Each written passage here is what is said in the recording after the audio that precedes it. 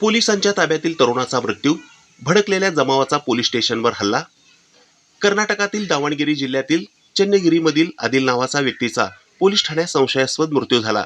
या घटनेनंतर त्याचे नातेवाईक आणि त्याच्या परिसरातील लोक भडकले. या भडकलेल्या जमावाने पोलीस स्थानकावर दगडफेक करत आग लावली. शनिवारी ही घटना घडली. या घटनेत 11 पोलीस कर्मचारी जखमी झाल्याची माहिती मिळत आहे. कर्नाटकातील दावणगिरी जिल्ह्यातील आदिलच्या मृत्यूची वार्ता पसरल्यानंतर नातेवाईक आणि इतर लोक पोलीस स्टेशनजवळ जाऊन राडा केला. या जमावाने पोलिसांच्या वाहनांचे नुकसान केले, तसेच दगडफेक केली.